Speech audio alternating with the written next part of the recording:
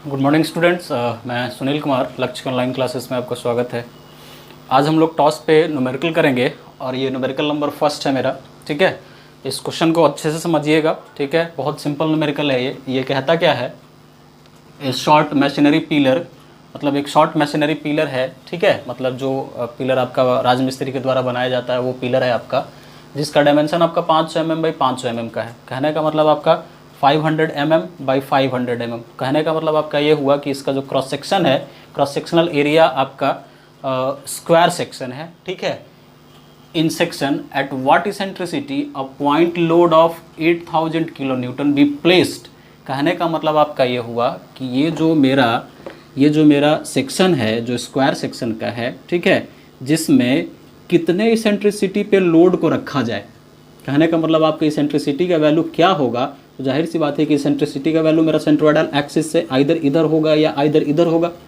ठीक है, तो आइदर इधर लेंगे या इधर लेंगे तो इधर कंसीडर करेंगे, इधर लेंगे तो इधर कंसीडर करेंगे। आपका जो चॉइस करे, इधर कंसीडर करना है तो इधर करेंगे, इधर करना है तो इधर करेंगे, लेकिन सेंट्रोइडल एक्सिस से। तो सेंट्रोइडल एक्सिस से मैंने मान लिया कि ई दूरी पर, मतलब इतना ई एसेंट्रिसिटी, ये वैल्यू आपको फाइंड आउट करना है। तो ई पे पी का वैल्यू आपका कितना है, 800 किलो न्यूटन का है, और इसी वैल्यू को आपको फाइंड आउट करना है, जिसमें, ठीक है, लिखा भी होगा placed on the centroidal axis of the section. जाहिर सी बात है, अभी बताया कि ये सेंट्रोइडल एक्सिस से क्या है, ई दूरी पे, मतलब एसेंट्रिसिटी आपका ई है और पी का वैल्यू आपका 8000 किलो न्यूटन का है।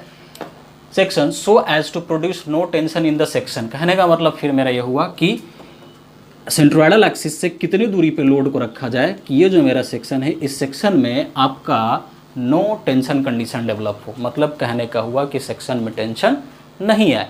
तो सेक्शन में टेंशन नहीं आए तो इसके लिए तो मैंने ऑलरेडी आपको बताया हुआ है कि भैया क्या होता है कंडीशन। जब हम लोग बता रहे थे नो टेंशन कंडीशन को, तो sigma D greater than equal to क्या, सिग्मा बी। तो यहाँ पे न्यूमेरिकल बनाते समय हम इक्वल टू को लेकर चलेंगे। ठीक है, ग्रेटर देन भी है, इक्वल टू है, तो हम लोग इक्वल टू का लेकर चलेंगे, कारण कि दोनों कंडीशन है। ठीक है, तो यहाँ पे बी का वैल्यू आपको 500 है, डी का वैल्यू आपका 500 है, पी का वैल्यू आपका 8000 किलो न्यूटन क्या है, और ई का वैल्यू आपको फाइंड आउट करना है।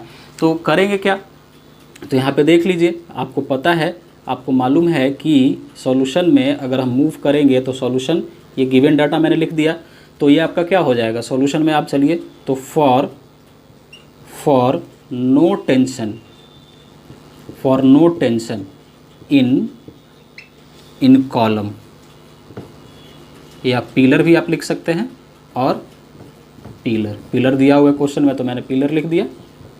ओके, आपको मालूम है कि सिग्मा डी का जो वैल्यू होता है ये सिग्मा बी के बराबर होता है ना।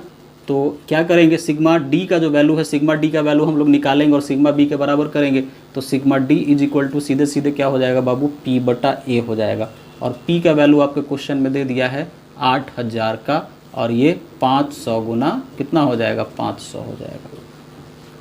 ठीक है, ये आपका निकल के आएगा। इसको छोड़ेंगे, इक्वल करेंगे तो कुछ वैल्यू मेरा कटेगा, और फिर हम लोग क्या करेंगे, नाउ अब हम लोग करेंगे, हम लोग सिग्मा बी निकालेंगे। तो आपको पता है सिग्मा बी निकालने के लिए formula m by I is equal to sigma B by Y. तो सिग्मा बी यहाँ से निकालेंगे तो सिग्मा बी बराबर कितना हो जाएगा, m into Y by I. ठीक है, तो यहाँ पे ये सीधा सीधा m का वैल्यू कितना हो जाएगा, m का वैल्यू p इंटू ई हो जाएगा, और y के जगह हम लोग क्या लिखेंगे, यहाँ पे देखो y एक्सिस। ठीक है, और ये y एक्सिस है, तो हमको y का वैल्यू लेना है। तो ये लोड आपका कहाँ लग रहा है, x एक्सिस पे, मतलब y के पैरेलल लग रहा है ना। तो हम ये जो हम y का वैल्यू कंसीडर करेंगे, ये y एक्सिस के करस्पॉन्डिंग कंसीडर करेंगे, y एक्सिस के करस्पॉन्डिंग कंसीडर करेंगे। तो ये जो y एक्सिस है, इस एक्सिस को, x को, ये 500 को काट रहा है। तो कहने का मतलब ये 500 आपका कितना है, b/2 है, ये ऑलरेडी बताया हुआ है वीडियो में। और ये मोमेंट ऑफ इनर्शिया हम लोग y एक्सिस के अबाउट कंसीडर करेंगे। तो मोमेंट ऑफ इनर्शिया आपका y एक्सिस के अबाउट क्या होता है, I/y निकालेंगे।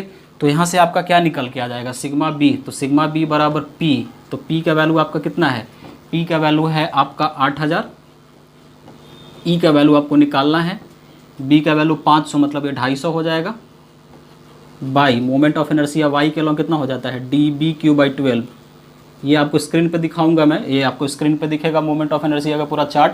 ऐसे आप लोग पढ़े भी होंगे मोमेंट ऑफ इनर्शिया शॉम में, ठीक है, नहीं भी पढ़े हैं, लेकिन आप ये फार्मूला याद रखेंगे तो ये सिग्मा बी का वैल्यू जो निकल के आएगा आपके सामने, ये सिग्मा बी का वैल्यू आपका कितना हो जाएगा, ये सिग्मा बी का वैल्यू हो जाएगा 8000 इंटू ई इंटू 250 इंटू 12 बटा डी 500 दोनों डायमेंशन सेम है, उन्हें 500 का क्यूब। ठीक है, तो ये वैल्यू आप यहाँ पे लेकर चले आइए, यहाँ इसको इक्वेशन 1 मान लीजिएगा। ठीक है, तो फिर हम इक्वेशन 1 से अगर मूव करेंगे तो इक्वेशन 1 से आपका क्या निकल के आएगा, इक्वेशन 1 से आप चलिए इसको सॉल्व करिए। तो फ्रॉम इक्वेशन 1 यहाँ लिखेंगे, फ्रॉम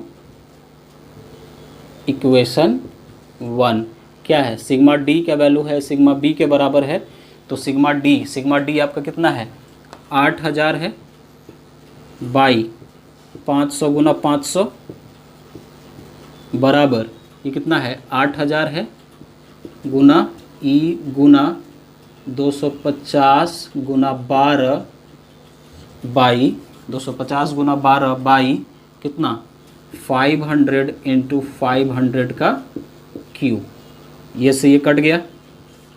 ठीक है, ये कटेगा तो आप यहाँ से e का वैल्यू निकाल लीजिएगा, और e का वैल्यू मैं डायरेक्टली लिख देता हूँ। e का वैल्यू आपका निकल के आएगा 83.34 mm। ये कैलकुलेट करके आप लोग देखेंगे कि इतना वैल्यू आ रहा है कि नहीं, ये कैलकुलेट करके सॉल्व करके देखिएगा। तो ये आपका प्रॉब्लम नंबर फर्स्ट था। तो e का जो वैल्यू होगा इस सेंट्रोइडल एक्सिस से 83.34 mm की दूरी पर रखेंगे, तब इसमें आपका जो है टेंशन नहीं डेवलप होगा, नो टेंशन कंडीशन आएगा। ठीक है, तो ये आपका प्रॉब्लम नंबर 1 था। इस प्रकार से आप और भी प्रॉब्लम को हम लोग सॉल्व करेंगे, बहुत सिंपल प्रॉब्लम था।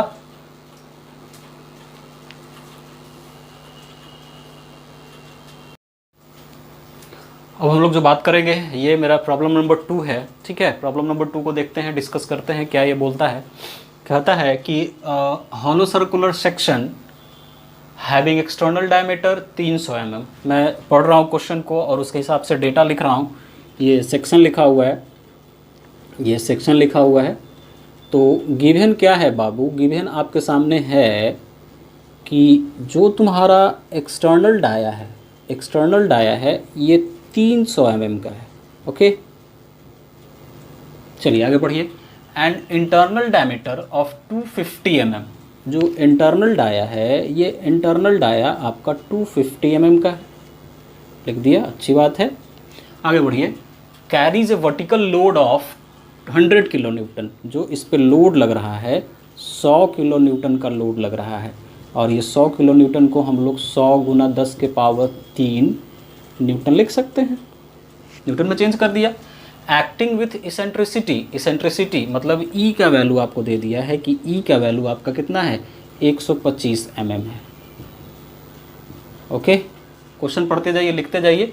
Calculate maximum and minimum stress intensity in the section, take modulus of section Z बराबर आपका कितना दिया हुआ है। तो क्वेश्चन में आपको जेड का वैल्यू दे रखा है, जेड का वैल्यू आपका दिया है 1.37 into 10⁻6 mm³। Okay, sigma max आपको निकालना है दोस्त, तो सिग्मा मैक्स बराबर आपका वाट है, और सिग्मा मीन का भी वैल्यू आपका क्या है वाट है। सिग्मा मैक्स और सिग्मा मीन निकालने के लिए सिग्मा डी और सिग्मा बी के बीच में रिलेशन आपको पता है। मैक्स बराबर होता है sigma D plus sigma B, और मीन बराबर होता है sigma D minus sigma B. तो एक छोटा सा पिक्चर बनाते हैं, पहले पिक्चर के हिसाब से देखेंगे कि क्या क्या इसमें बोलता है। इसमें एक जो हॉलो सर्कुलर सेक्शन है, ये हॉलो सर्कुलर सेक्शन मैं यहाँ पे बनाता हूँ, ये हॉलो सर्कुलर सेक्शन रहा।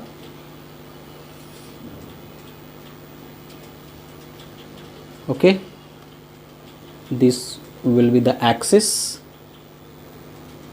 This will be the axis. Okay, ये जो बड़ा वाला है इसका जो डाया है ये 300 mm का है। ओके,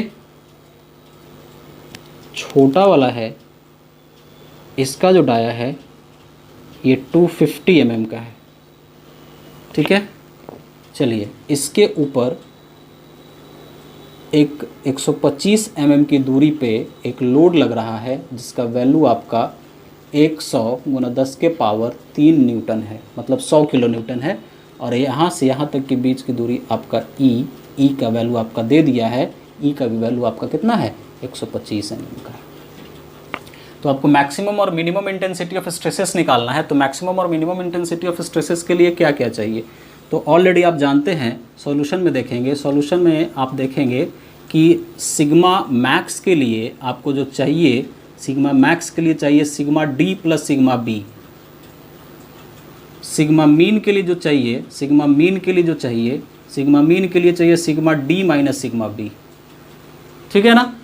तो हम यहाँ पे करेंगे क्या कि सिग्मा डी पहले निकालेंगे और सिग्मा बी निकालेंगे, दोनों वैल्यू को पुट कर देंगे। तो सिग्मा डी का वैल्यू निकालेंगे तो ये हो जाएगा P बाई ए, है ना।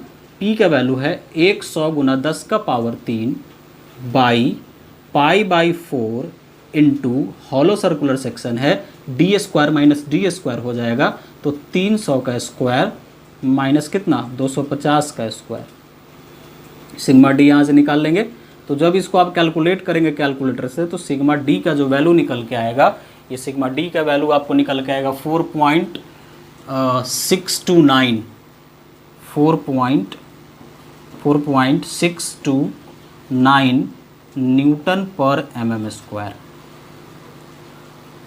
ओके, फिर हम लोग सिग्मा बी निकालेंगे। तो सिग्मा बी निकालने के लिए क्या चाहिए, अगेन आप सिग्मा बी निकालिए। तो सिग्मा बी के लिए आपको क्या चाहिए होगा, तो sigma B is equal to हो जाएगा m बाई जेड, मतलब कि P into E by Z in the terms of section modulus, ठीक है। फार्मूला याद रखेंगे, 100 गुने 10 के पावर 3 इंटू ई का वैल्यू 125 बटा जेड का वैल्यू आपका है 1.37 गुने 10 के पावर 6। तो सिग्मा बी का जो वैल्यू निकल के आएगा दोस्त, सिग्मा बी का 9.124 न्यूटन पर mm स्क्वायर। क्वेश्चन में बोला है सिग्मा मैक्स और सिग्मा मीन निकालने के लिए। तो सिग्मा मैक्स के लिए क्या हो जाएगा, सिग्मा दोनों को जोड़ देंगे एक बार और एक बार घटा देंगे। तो sigma max is equal to क्या हो जाएगा, sigma max is equal to हो जाएगा दोस्त sigma D plus sigma B, बच्चे है ना। तो सिग्मा डी का वैल्यू आपका है 4.629 प्लस सिग्मा बी का वैल्यू 9.124, है ना। तो सिग्मा मैक्स का वैल्यू आ जाएगा आपका 13.753 न्यूटन पर mm square. Okay, sigma mean का वैल्यू निकाल लेंगे तो sigma D minus sigma B. तो ये सिग्मा डी का वैल्यू, सिग्मा डी 4.629 माइनस 9.124, तो ये आ जाएगा माइनस 4.9495 न्यूटन पर mm स्क्वायर। तो ये हो जाएगा आपका टेंसाइल नेचर का और ये हो जाएगा आपका कंप्रेसिव नेचर का। अब इसी में कभी कभी आपसे क्वेश्चन में पूछ देगा, इसका स्ट्रेस डिस्ट्रीब्यूशन डायग्राम बनाने के लिए। तो स्ट्रेस डिस्ट्रीब्यूशन डायग्राम हम लोग बनाएंगे, देखेंगे अगले क्वेश्चंस में हम लोग बात करेंगे। सिंपल है, देखो ये टेंसाइल आ गया और ये कंप्रेसिव आ गया, ठीक है। तो टेंसाइल और कंप्रेसिव मतलब पार्टली टेंसाइल पार्टली कंप्रेसिव, है ना। तो sigma D less than sigma B वाला केस याद कीजिए। तो जो टेंसाइल होता था उसको ऊपर इंडिकेट करते थे, जो कंप्रेसिव होता था उसको हम लोग नीचे इंडिकेट करते थे और इंडिकेट करके हम लोग उसको दिखा देते थे। तो क्वेश्चन में आएगा तो मैं आपको स्ट्रेस डिस्ट्रीब्यूशन डायग्राम वाले प्लॉट करने के लिए भी सिखाऊंगा कि कैसे होता है। बस केसेस आप याद रखिएगा, नेगेटिव पॉजिटिव। अगर यही दोनों पॉजिटिव आ जाता तो कंप्रेसिव हो जाता, दोनों नीचे हो जाता। अगर यही इसमें से कोई एक जीरो हो जाता, ठीक, सिग्मा डी जीरो हो जाता, मिनिमम जीरो हो जाता, तो मिनिमम जीरो हो जाता तो ट्रायंगुलर वाला शेप बनता।